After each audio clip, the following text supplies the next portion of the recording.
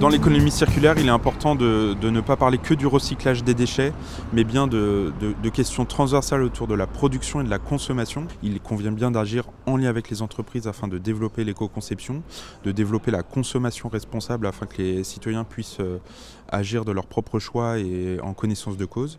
Pour cela, les collectivités disposent de leviers comme l'urbanisme, comme le développement économique, comme la commande publique.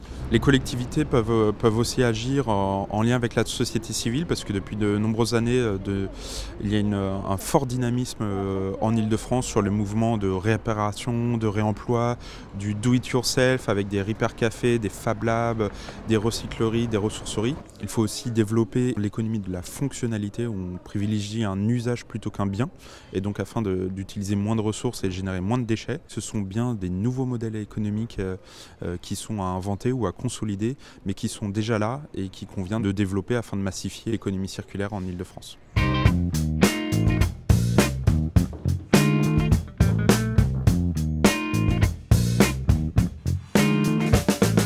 L'association Zero Waste France a été créée il y a 20 ans pour agir pour la réduction des déchets.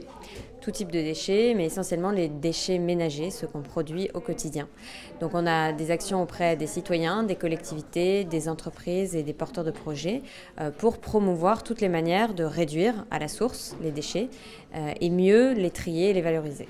Zero waste, ça veut dire deux choses, ça veut dire zéro déchet et zéro gaspillage et c'est très important parce qu'on souhaite s'attaquer non pas seulement à la poubelle qu'on a chacun chez soi dans notre cuisine, mais aussi à toutes les consommations et les gaspillages de matières premières, de ressources, d'énergie qui se situent en amont de la poubelle.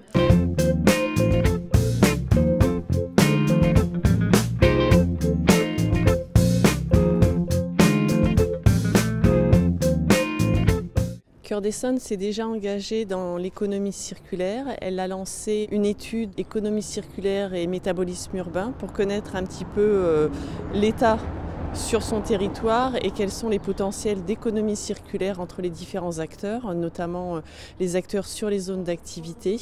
Les compétences phares pour l'économie circulaire au niveau de Cœur d'Essonne vont passer par une transversalité qui va s'intéresser autant aux compétences économiques, aux compétences déchets, aux compétences développement durable via des outils comme le plan climat, l'agenda 21, le schéma de cohérence territoriale. Le département du Val-de-Marne s'engage dans l'économie circulaire au travers de plusieurs actions. Par exemple, cette année, dans le cadre de notre appel à projet de développement social et solidaire du territoire, on va soutenir l'arrivée de la recyclerie des jouets, rejouets sur notre territoire.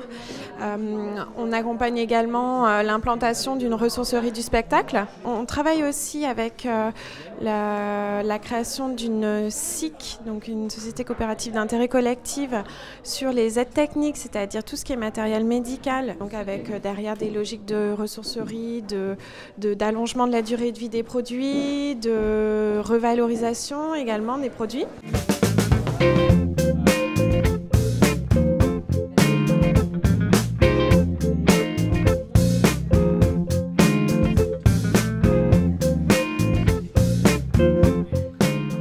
Plutôt dans une démarche très pragmatique avec des actions grand public, des animations quand même pour toucher et sensibiliser le public sur ces thèmes-là. Par exemple, on organise la disco soupe lors de la semaine européenne de réduction des déchets. Après, il y a une réflexion plus globale sur le secteur de l'urbanisme. Au niveau de la commande publique aussi, il y a des pistes de réflexion.